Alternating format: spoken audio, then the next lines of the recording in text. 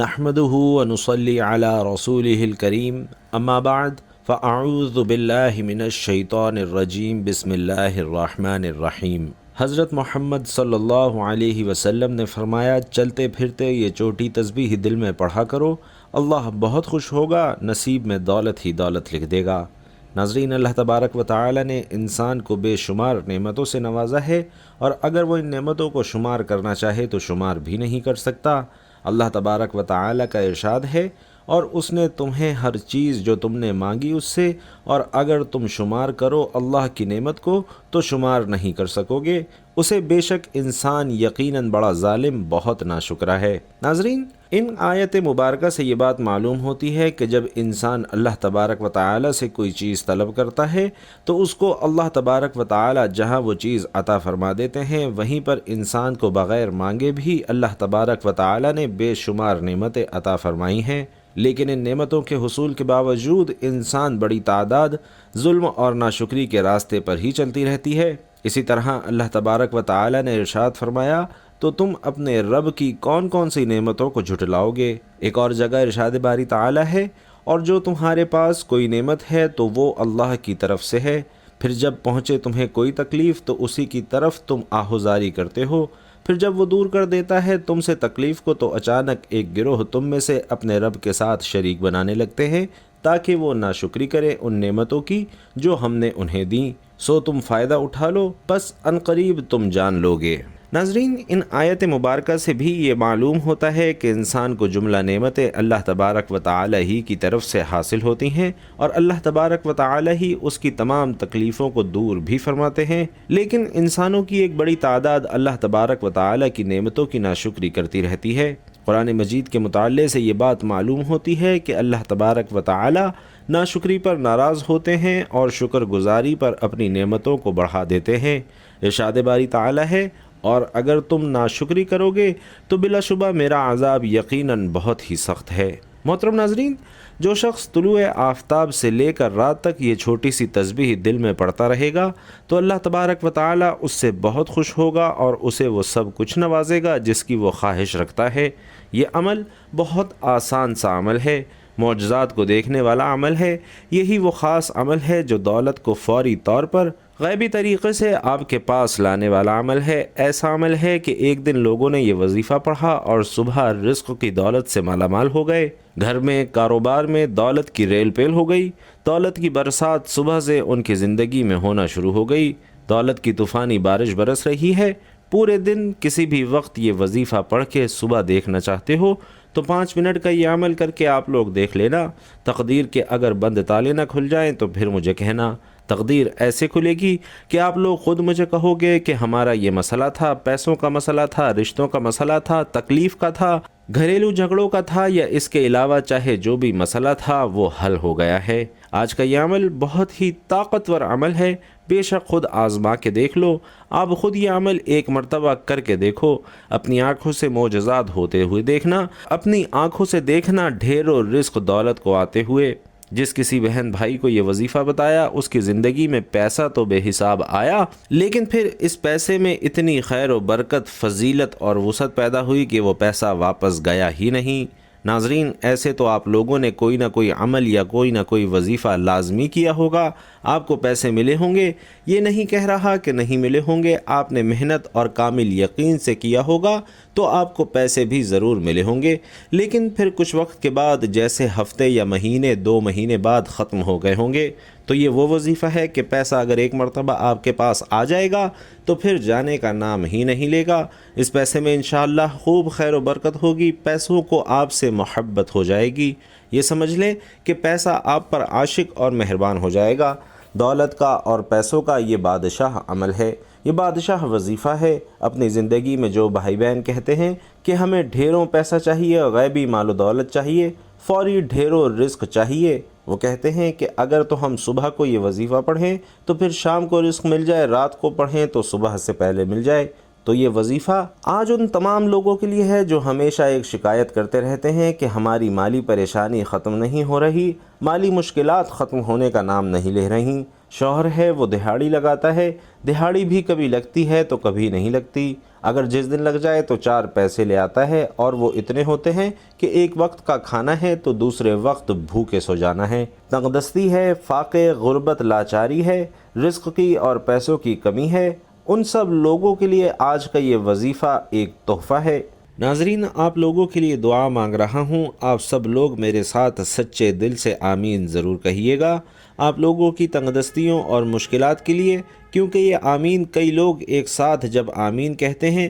کسی ایک کی سچی دل سے نکلی ہوئی آمین میں بھی آپ کا کام ہو جاتا ہے، تو سب مل کر آمین ضرور کہیے گا۔ میں ایک چھوٹی سی دعا کروں گا تمام لوگوں کے لیے، خاص طور پر جو ویڈیو دیکھ رہے ہیں۔ اے اللہ، اے میرے پیارے اللہ، جو بھائی بہن تنگ دست ہیں اور غریبی مفلسی میں جی رہے ہیں، ان کے پاس پیسے کی کمی ہے، رزق کی کمی ہے، مال و دولت کی کمی ہے، اولاد کی کمی ہے، یا اولاد تو ہے لیکن وہ فرما بردار نہیں ہے، میرے مولا غیب سے ان کو ڈھیروں رزق عطا فرما، ان کو دولت عطا فرما، ان کے پاس اتنا پیسہ آ جائے کہ جو میرے بھائی بہن اس وقت یہ ویڈیو دیکھ رہے ہیں ان کے پاس اتنی دولت آ جائے کہ وہ خود محلے بھر میں غریبوں اور مستحق لوگوں میں بانٹ بانٹ کر تھک جائیں، اور پھر بھی سمجھ نہ آئے کہ مزید مستحق افراد کہاں سے دیکھیں، پھر بھی دولت ختم نہ ہو۔ اے میرے اللہ، جو لوگ پریشان حال ہیں، اے میرے مولا پاک، تو ان کی بھی مدد کر دے، تمام دنیا کے مسلمانوں کی مدد کر دے،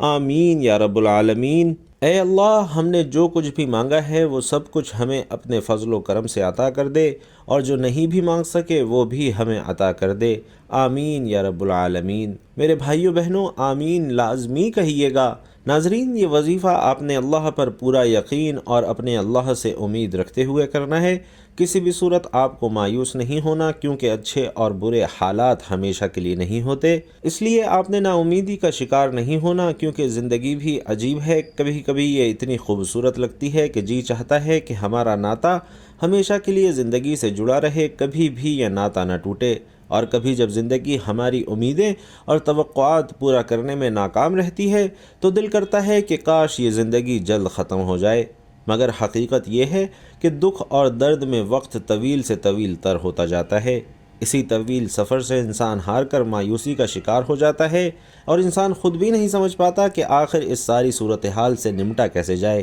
انسان کی فطرت ایسی ہے کہ اسے زندگی میں سب کچھ اپنے مطابق چاہیے، سب اس کی مرضی اور منشا کے مطابق نہیں ہوتا تو وہ نا امید اور مایوس ہو جاتا ہے، ساتھ ہی اسے احساس ستاتا ہے کہ اب اسے مزید نہیں جینا۔ اور ناظرین، انسان بنیادی طور پر جلد باز واقع ہوا ہے، اسے اگر کچھ حاصل کرنا ہو تو وہ اس کے لیے تگ و دو کرتا ہے، دعائیں مانگتا ہے، محنت کرتا ہے، مگر جب اس کی منشا کے مطابق اسے پھل نہیں ملتا تو وہ تھک جاتا ہے، اور اسی تھکن میں وہ مایوسی کے اندھیرے میں اپنا وجود، اپنی امید اور اپنا یقین کھو بیٹھتا ہے، اسے زندگی بے رنگ لگنا شروع ہو جاتی ہے، دوسرے الفاظ میں اس کی زندگی میں دلچسپی ختم ہو جاتی ہے۔ مگر یاد رکھیے کہ کچھ بھی ہمیشہ کے لیے نہیں ہوتا، وقت کی یہ خوبصورتی ہے کہ یہ کبھی بھی ایک جیسا نہیں رہتا، مشکل ہو تو آسانی بھی مل ہی جاتی ہے، حالات چاہے جتنے بھی کٹھن ہوں، مشکلات کے بادل جتنے بھی کالے کیوں نہ ہوں، آسانی کی صبح کا سورج ضرور طلوع ہوتا ہے،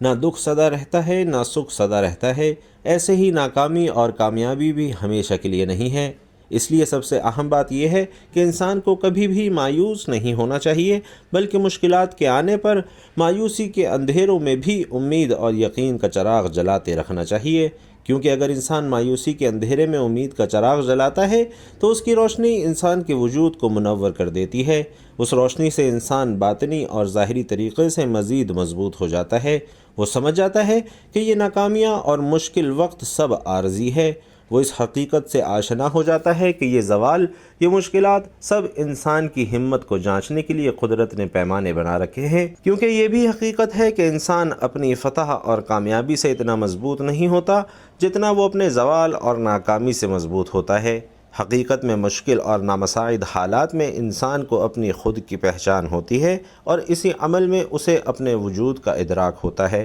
انسان اپنی چھپی ہوئی خوبیوں کو جانچنے کے لیے مزید مضبوط ہوتا جاتا ہے، اسے اپنے سے وابستہ رشتوں کی بھی پہچان ہوتی جاتی ہے، اور وہ آسانی سے جان لیتا ہے کہ کون اس کے ساتھ مخلص ہے اور کون نہیں، انسان کے لیے مشکل وقت گزارنا بہت مشکل ہوتا ہے، اور اس وقت کو مزید مشکل انسان کے اپنے منفی خیالات بنا دیتے ہیں، اور انسان حقیقت میں اپنے خیالات کے ذریعے ہی یرغمال بن جاتا ہے۔ وہ سمجھتا ہے کہ وہ زندگی کی دوڑ سے باہر ہو گیا ہے، اس کے دیگر ساتھی بہت آگے نکل چکے ہیں اور وہ سب سے پیچھے اور سب کچھ ہار گیا ہے۔ منفی خیالات صورتحال کو مزید پیچیدہ کر دیتے ہیں اور انسان کی سوچ کو مزید الجھا دیتے ہیں۔ اس لیے اگر مشکل حالات آ جائیں تو سب سے پہلے اپنے خیالات کو مثبت رکھیں۔ یہی کوشش کرنی چاہیے کہ جو کچھ زندگی میں بہتر حاصل کیا اسے یاد رکھا جائے، تاکہ یہ محسوس کیا جا سکے کہ زندگی آپ پر کتنی مہربان رہی ہے۔ اسی سوچ سے امید پیدا ہوگی کہ اس بار بھی زندگی مہربانی ہی کرے گی۔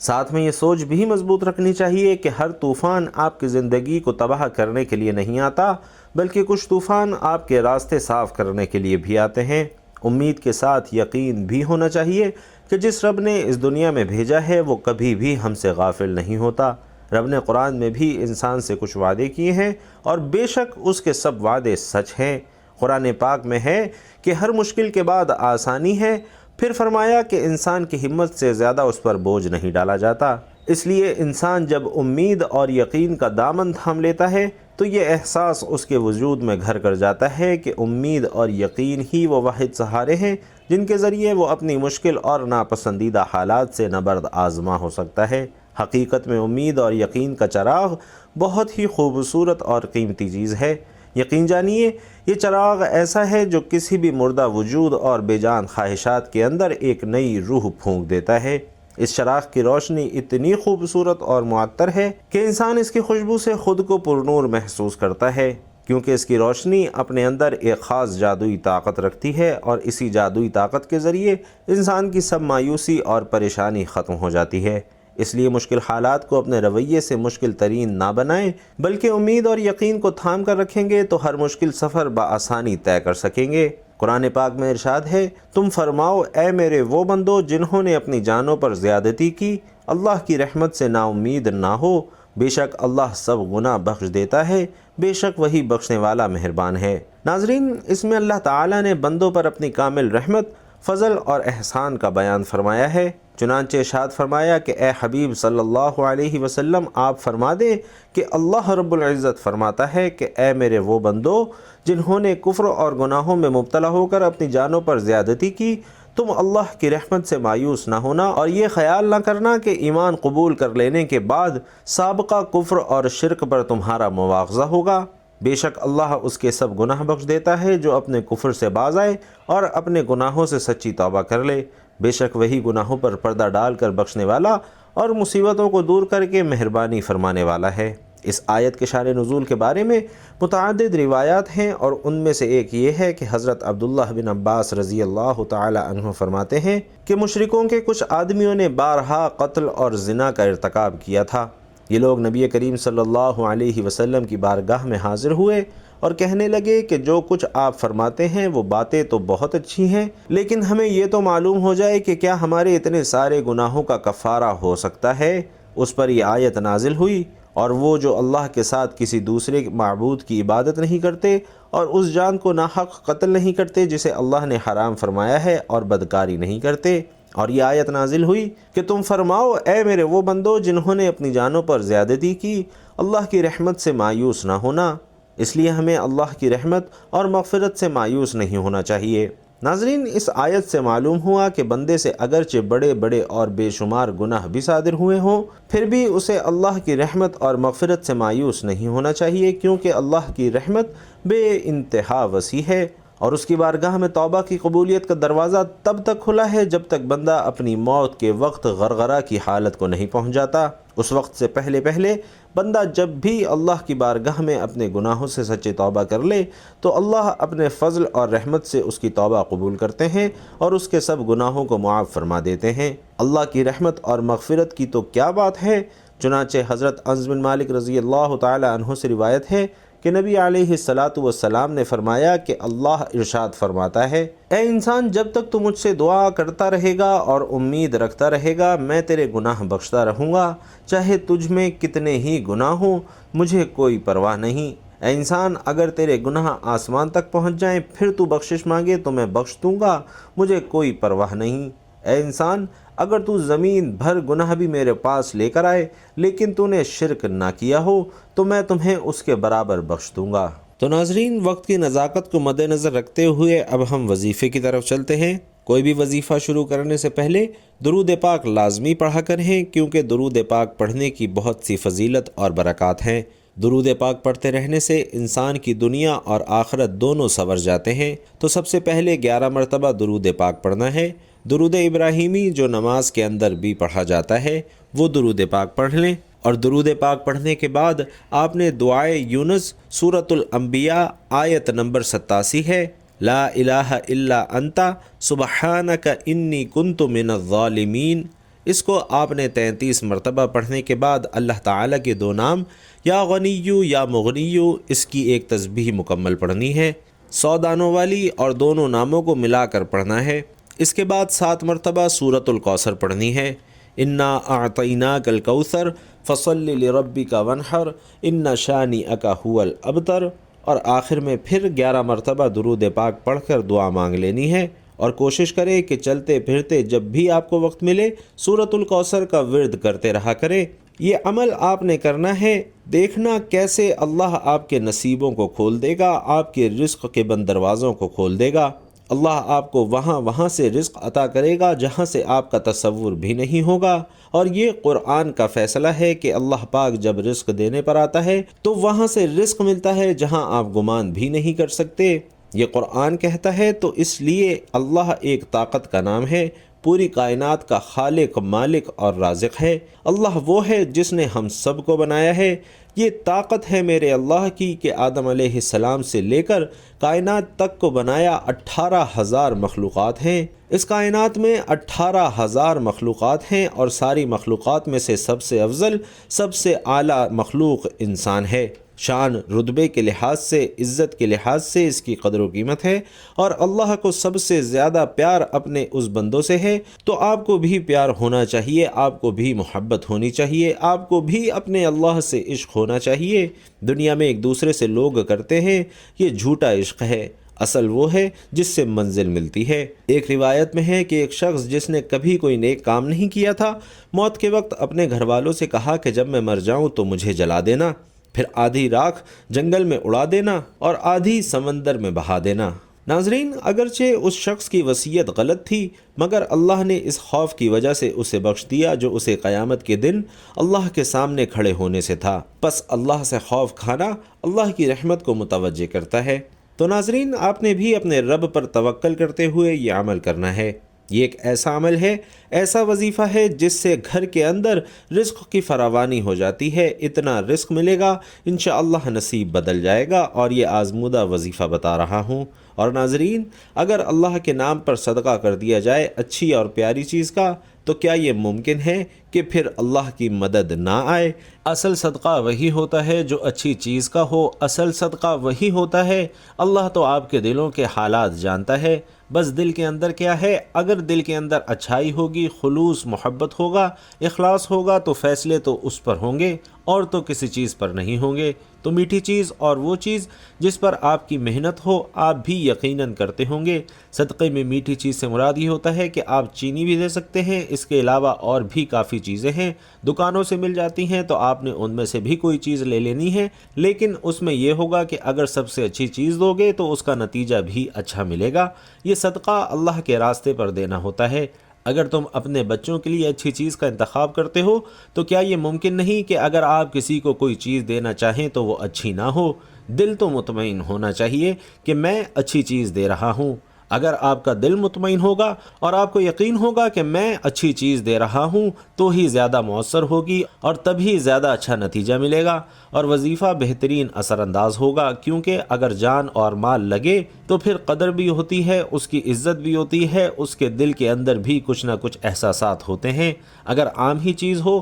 آپ کا زور بھی نہ لگے، تو پھر ایسی کوئی چیز نہیں کہ ایک تو اللہ کے راستے پر دینا بھی ہے، اللہ کے راستے پر آپ چھولے دیں، کوئی چیزیں دیں جو گھٹیا ترین ہوں آپ کی نظر میں۔ ناظرین، گھٹیا تو کچھ نہیں ہوتا، لیکن ویسے اگر آپ خود کھائیں تو اچھی چیز کھائیں، اور دوسروں کو دیں تو ایسی چیز دیں جو قابل استعمال نہ ہو۔ تو یہ فرق نہیں ہونا چاہیے، جو خود آپ کھاتے ہیں وہی اللہ کے راستے میں بھی دیں، یہ اصل چیز ہوتی ہے۔ اللہ نے وہ چیزیں نہیں دیکھنی، آپ کا اخلاص دیکھنا ہے، آپ کا ایمان اور آپ کا یقین دیکھنا ہے کہ اس کے اندر خلوص کتنا ہے، اخلاص کتنا ہے، محبت کتنی ہے اس کے اندر، میرے لیے کتنا پیار ہے۔ تو ان چیزوں کو ملحوظ خاطر رکھ کے عمل کیا کریں۔ اللہ رب العزت ہم سب کو عمل کی توفیق عطا فرمائے، آمین یا رب العالمین۔ ناظرین، گزارش ہے کہ اللہ تعالیٰ کے 99 ناموں میں سے کوئی ایک نام کمنٹ باکس میں لکھ کر ضرور شیئر کیجئے گا۔ اللہ تعالیٰ ہم سب کا حامی و ناصر ہو، آمین۔ السلام علیکم ورحمۃ اللہ وبرکاتہ۔